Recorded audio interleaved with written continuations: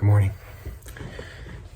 In John's Gospel, we learn that when Isaiah looked and saw that great vision in Isaiah 6 of the one who the angels echoed back and forth, "Holy, holy, holy is the Lord God Almighty, who was and is to come." And as they echoed that back and forth, we are told in John's Gospel that the vision that Isaiah saw was a vision of God the Son.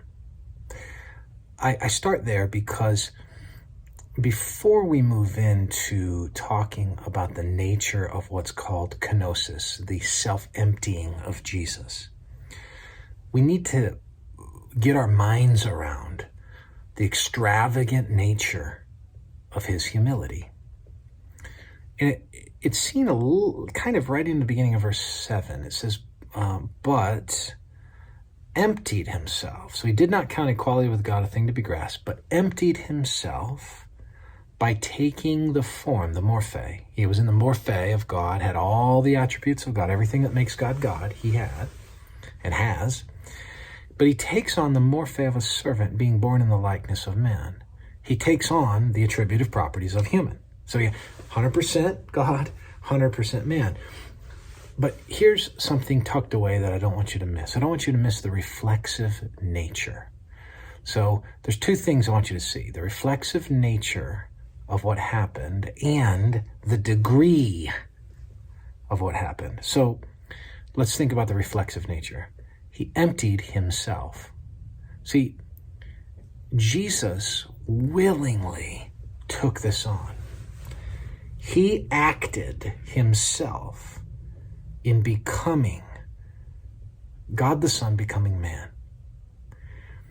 Now, that willful act is only made greater by understanding the degree. All the attributes, the morphe of God, becoming the morphe of a servant, the form of God to the form of a servant, man. All the attributes, and now he adds on to that all the attributes of humanity. You can't get further apart from God than man.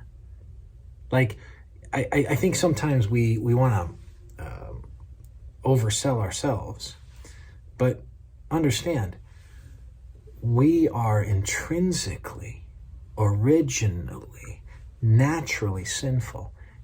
God is undefiled, holy, and infinite. I am finite. I need to depend upon God for every single thing. Everything I get is grace.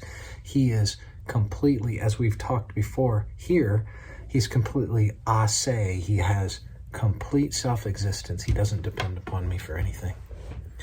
And he comes and renders himself in that dependent state. It's staggering. And he does it of himself. He is willing to do it, and he acts, right?